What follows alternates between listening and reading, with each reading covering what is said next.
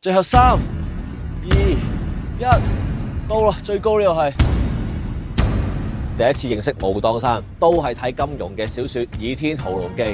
張三豐、張無忌一嚟到武當山，就見到周圍都佈滿咗武林高手啦，仲有小朋友學緊功夫。個師傅好嚴厲，姿勢唔正確，隨時屎忽開花。Chinese 功夫名震中外，非洲裔小朋友都嚟拜師，踢腿都帶有 hip hop 嘅感覺。哎，朋友，這個劍是用來幹嘛的？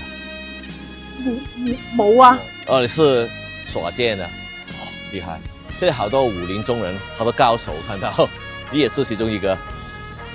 倚天劍是這個嗎？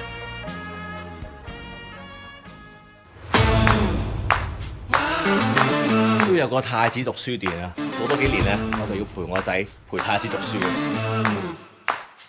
行到半路咧，我老婆咧膝頭哥痛，因為之前受過傷。咁我大家護膝冇事，不如買支掛杖俾你啦，呢啲勁呢啲。嗱，呢個正呢個，你知唔知當年摩西一舉高，紅海就分開啦。喂，呢支真係好好用，同你講呢支。黐線啊！咁鬼重點行啊？買啲輕嘅俾你咯。呢一個真係好啊，最原始嘅最好用啊！咁你買呢個咯，才5塊錢啊，良心商家啊，係咪好用啊？睇我扶你啦。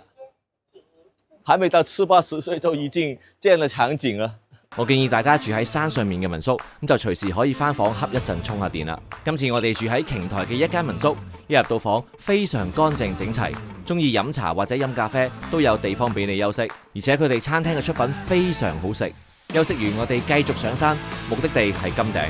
剛剛導遊跟我說，張三豐以前就是在那個山洞裡面修煉的。哇，武當真係犀利，隨便間鋪頭咧都咁多兵器賣喎。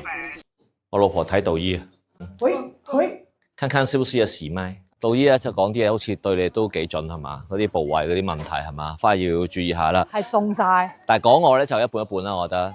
Go go！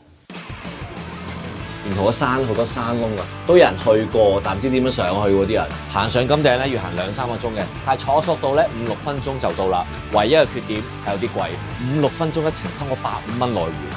原本以為咧坐完索道咧就登頂啦，原來仲有600級樓梯要上啊！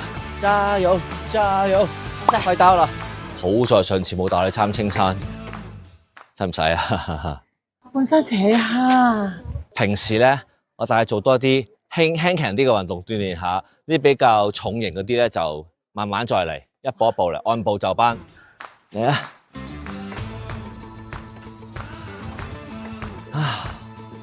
哇，有遮陰幾好喺度。